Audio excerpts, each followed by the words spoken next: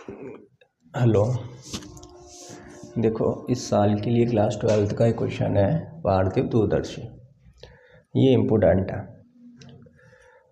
पार्थिव दूरदर्शी क्या होता है?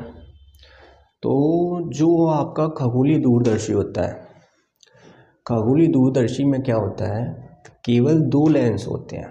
एक तो आपका अपदृश्यक लेंस होता है और एक होता है आपका नेत्रिका लेंस, और दोनों की प्रकृति होती है उत्तर। तो जो अपदृश्यक लेंस है, अपदृश्यक लेंस का मतलब है जिस लेंस के सामने आपकी वस्तु रखी है उस लेंस को कहा जाता है अपदृश्यक लेंस, और जिस लेंस के सामने इसका प्रतिबिंब बनेगा वो होता है आपका नेत्रिका लेंस। तो जो खगोलीय दूरदर्शी है उसमें क्या होता है, जो नेत्रिका लेंस है उसकी फोकस दूरी और द्वारक अपदृश्यक लेंस की फोकस दूरी और द्वारक से कम होता है। तो क्या करते हैं अपन, जो खगोलीय दूरदर्शी में आपका उल्टा प्रतिबिंब बनता है उसको सीधा प्रतिबिंब प्राप्त करने के लिए अपन इसके बीच में एक और उत्तल लेंस लगा देते हैं, और इस उत्तल लेंस को कहते हैं अपन अविच्छेद्य लेंस। अब क्या हुआ, जैसे ये आपकी प्रकाश किरण अनंत से आ रही है, मतलब आपकी वस्तु कहाँ पर रखी है, अनंत पर रखी है। तो इस वस्तु, यहाँ कोई वस्तु है, इस वस्तु से इसका प्रतिबिंब बना ए और बी।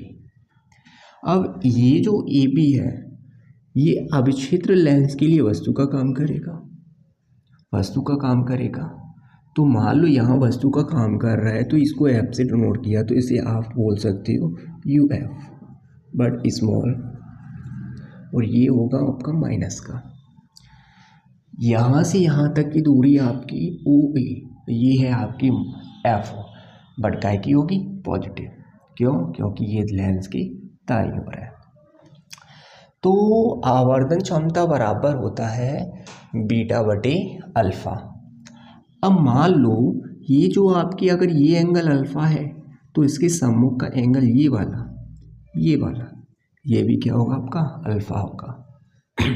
तो यदि अल्फा और बीटा के मान बहुत कम है, बहुत छोटे से हैं, तो अपन ने क्या किया, मान लिया मैंने क्या माना, मैंने अल्फा बराबर माना tan अल्फा और बीटा बराबर माना मैंने tan बीटा। तो इन अल्फा और बीटा के मान को आपने यहाँ रखा तो m बराबर निकल के आया tan बीटा बटे tan अल्फा। अब देखो चित्र में आपको दिखाई दे रहा होगा, यहाँ अपन को अल्फा और बीटा की वैल्यू चाहिए। तो आपने एक बार लिया त्रिभुज ए बी ओ में tan थीटा लगा दिया, तो tan थीटा बराबर क्या होता है, tan थीटा बराबर होता है लंब बटे आधार। तो देखो लंब क्या है ए बी और आधार क्या है ओ ए। इसी प्रकार यहाँ अपन को चाहिए, चाहे तो आप इस पूरे में लगा लो, यहाँ से इस त्रिभुज में, चाहे आप इस छोटे वाले को ले लो। तो अपन छोटे से सॉल्यूशन कर लेते।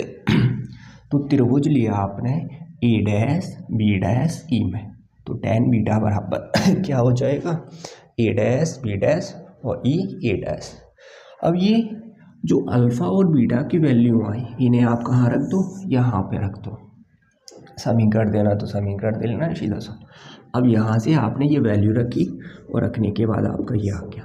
अब यहाँ एक चीज़ नोटिस करना, यहाँ ये जो आपका वस्तु है ये वस्तु उल्टी है, और ये यहाँ जो प्रतिबिंब बना इसका ये सीधा है, बट है कैसा, दोनों बराबर है। तो ए डैश बी डैश और ये हो जाएगा आपका माइनस का ए बी चिन्ह पर पाटी से। तो यहाँ वैल्यू रखी, यहाँ पे वैल्यू रखी, तो क्या बनेगा, यहाँ से यहाँ आपने वैल्यू रखा ओ ए और ये बचा आपका ई ए डैश। तो ओ ए की वैल्यू कितनी है आपकी, माइनस का प्लस का एफ ओ, तो ये रखा आपने एफ ओ और ये रखा आपने यू ई। अब देखो यहाँ से आपका निकल के आया m बराबर एफ ओ बटे यू ई।